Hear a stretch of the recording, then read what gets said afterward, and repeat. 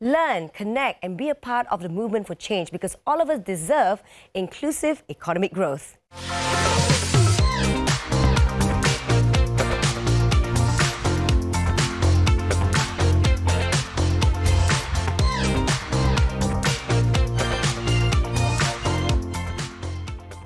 Welcome back to another episode of Women Talk. I am Sazzy Falak, your host for this season 5.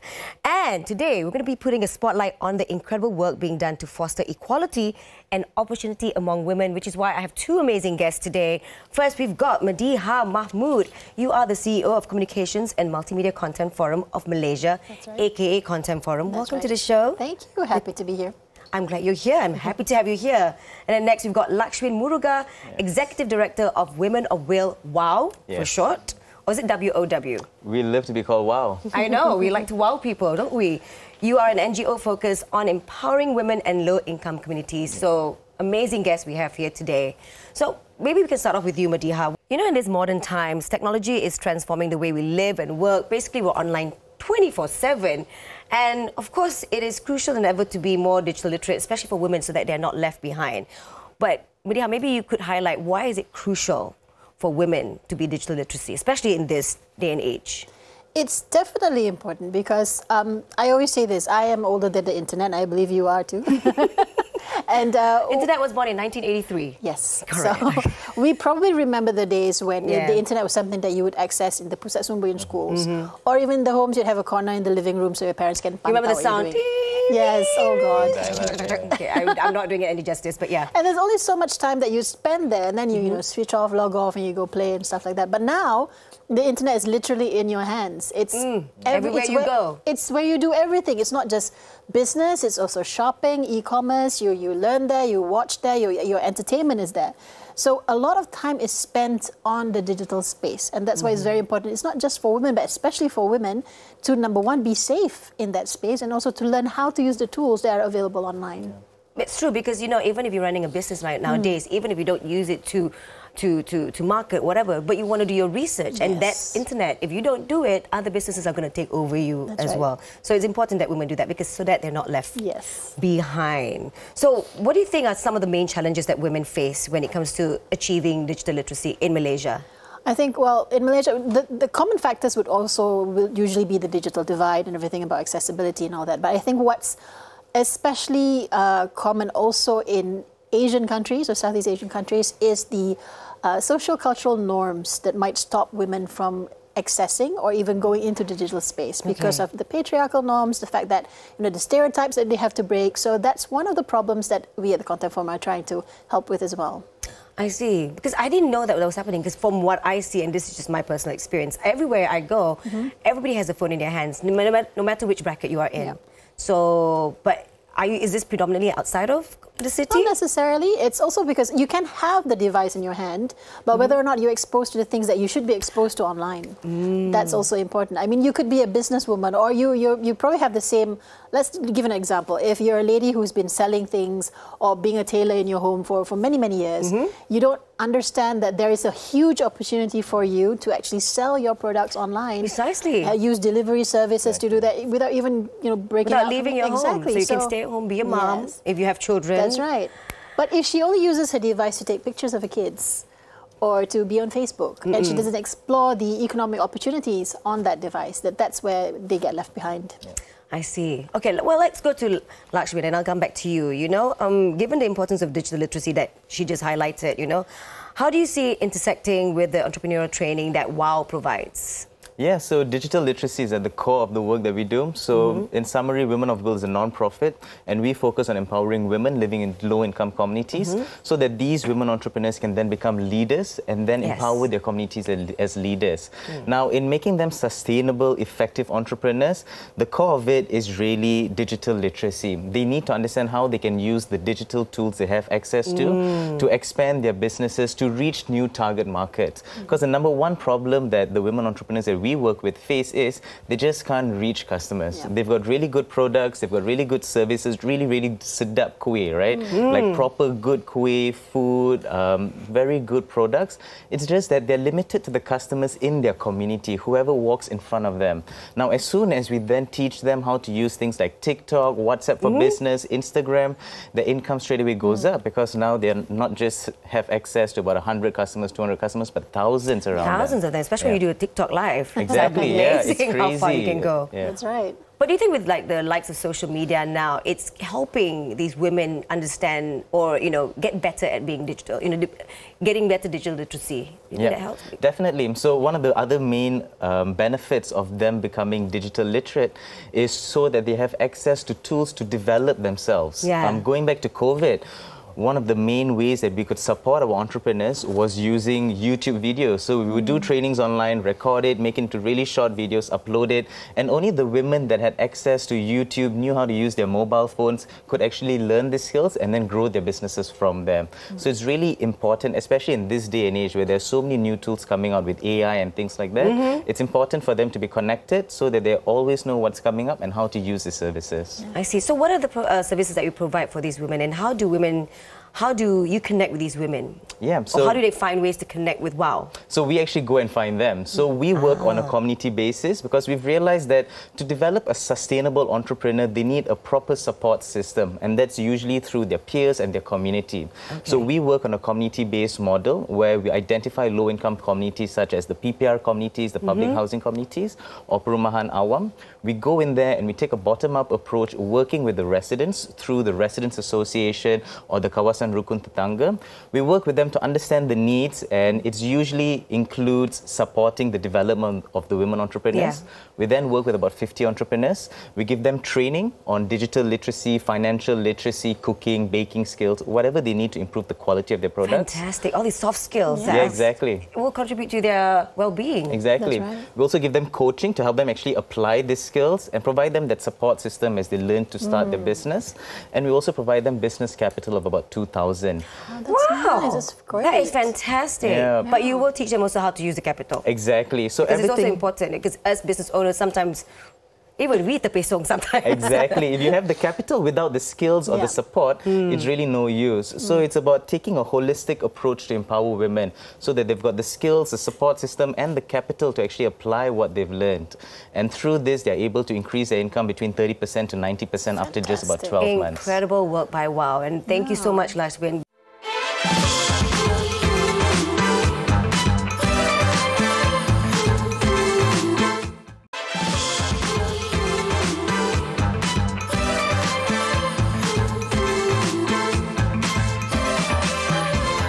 Welcome back to Women Talk. We are talking about women's economic empowerment, and whilst our guests have shared all the success stories, it's really, really awesome and it's wonderful to hear. But recent findings from UNICEF's Living on the Edge study highlight significant challenges that still remains.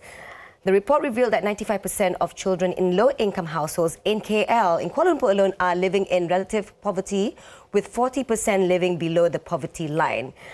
And the female-headed households experiencing higher poverty rates at 59%. What are your thoughts on this? Let's start with you, Lakshmin.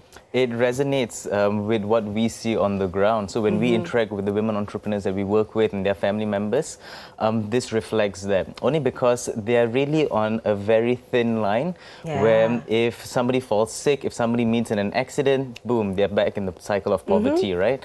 So they've got very limited savings and they've got very limited economic opportunities, which is why many of the women we work with need to run businesses from their home to improve their income, to improve their savings, and to better support their children in getting a better education so that they can then escape the cycle of poverty. Yes. So it's really what we see in the communities. It is really about escaping the cycle, you know, it's just that breaking away from that.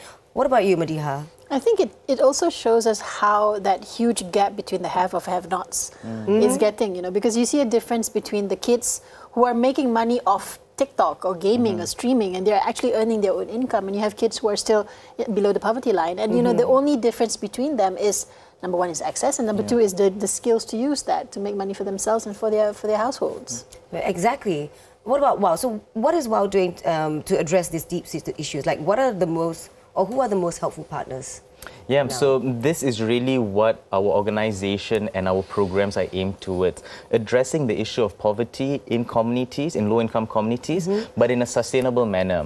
So for an organization like us, what's really important is our theory of change, right? The strategy that we use. And the way we look at it is women play a critical part in their communities, right? When we empower a woman through their businesses, their income improves, they're better able to support themselves, their children, and now also better able to play a role in supporting their communities. And many of them are interested in supporting their communities only because they are the ones that hear all the stories and what's going on in the community. When somebody has a problem, they tend to speak to another woman, right? So because of that, they know what's going on, they know what needs to happen to address these issues, and they're best positioned to do it. So we then started developing some of our women entrepreneurs as community leaders back in 2008, so that they now have the project management, the leadership skills to work with their peers, to understand the issues that they're going through, to come up with solutions and engage partners. And this is where the partners come in. We know that working on addressing poverty, you need to take a holistic approach. It can't just be you. And this is where we work with other well-being partners, people like Thrive Well that do mental well-being support. Thrive Well. Exactly. People like National Cancer Society of Malaysia that do cancer screening, health checks for the community, because we've seen an increase in the need for well-being. Health issues is a major problem. How are they going to head the household if health is the barrier? Right? Exactly. But also especially with the government. We're currently working with the Ministry of Economy, the Ministry of Finance and Yayasan My SDG to support low-income communities in Kuala Lumpur and Selangor. We also work with foundations like Yayasan Hasana and other corporates as well that support us in the work that we do. Amazing. How can you tell us one of the two stories about the, how you have impacted these communities so far? Definitely. So I think for me, one of the special experiences I had was going to a community sewing center that was set up by one of the community leaders that we had developed, right? So she did sewing. When she was a leader, she said, hey, a lot of us here do tailoring, but we don't have a space that we can work together on larger projects. And this was in April 2020, at the peak of COVID, right? Yeah. We just got into MCO at that time. Exactly. And there was a need to sew PPE for the frontliners. I see. Exactly. And the women tell us that, hey, we've got no income. So, supply and demand. So we worked with our leader, Kak Misha, to set up the sewing center. Right? And now when I went back last year, we typically have a status meeting with them. There was a new face. And this person started tearfully sharing how she was so proud of herself because she had joined 3 months ago, no sewing skills. Now she was taught sewing skills and now she can sew her own clothes. And it was the ladies like Kak Misha, Kak Suji, our community leaders that had taught this new entrepreneur. So this is our cycle coming to completion where we supported a woman. She was able to take care of herself, but now she's able to take care of other women in the community without us even playing a role in it. So that really shows us that, okay, there is worth in this model that we're implementing and there is worth in this strategy of empowering women so that they can empower their communities. And that's the beauty of women, because we are able to create this community where we love and support one another. And I think that's amazing that WOW does that because you approach it at community level. Okay, right before we go for a break, I want to quickly go to you, Madiha. Like, in your opinion, can initiatives from Content Forum able support organizations like WOW, to address the issues that we have discussed so far? Absolutely. Yeah. Absolutely. I think one thing that the Content Forum does in this perspective is we're pushing for digital spaces to be inclusive and to be safe for women at large because, like it or not, issues or challenges or risk for women offline are also happening online. Because, you've got women entrepreneurs, business women. When you have a social media presence, for example, you face the kind of discrimination and harassment that your male peer might not face, right? So what the Content Forum does is we urge everyone and we work together to have policies in place so that these places are safe. For example, I can probably share with you, like we have a content code that we refer to, and in 2022 we revamped it. And one of the things that we added in was to declare that to prohibit incitement of online gender-based violence, because that's something that happens quite a bit. And we work with our civil societies, like the National Women's Associations, to think of more ways to ensure that policies are in place so that the more women are on the online digital space, it's safe for them to be there. And you want to create that safe space. So exactly. Important, Thank you so much. We're going to go for a quick break, so don't go anywhere, guys.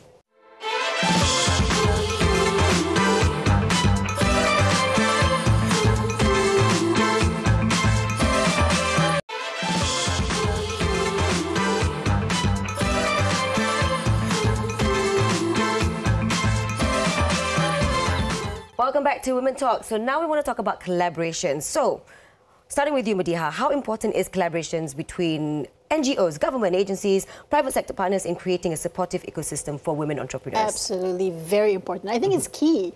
Because a lot of the things that we do needs to be based on data. It needs to be based on sharing of experiences. Because the Content Forum alone, we don't know everything.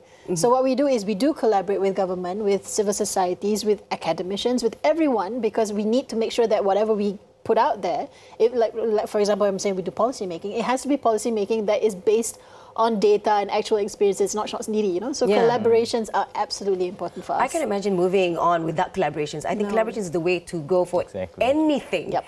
Okay, what about you? Exactly, same here as well. For us, we really believe that you need to work in partnership with others.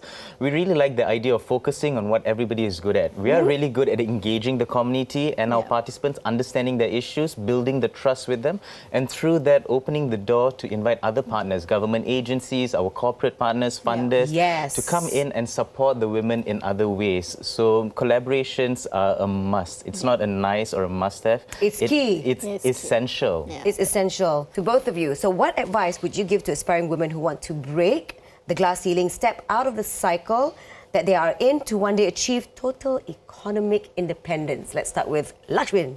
So what we've learned from our women entrepreneurs and community leaders is that firstly, you got to understand the situation that you're in and what that glass ceiling looks like for you, right? Understand the discrimination that's happening to you. Exactly. And once you understand that, the next thing is build a strong support system with your peers, with your family members, because you need that support as you go against this discrimination and these challenges.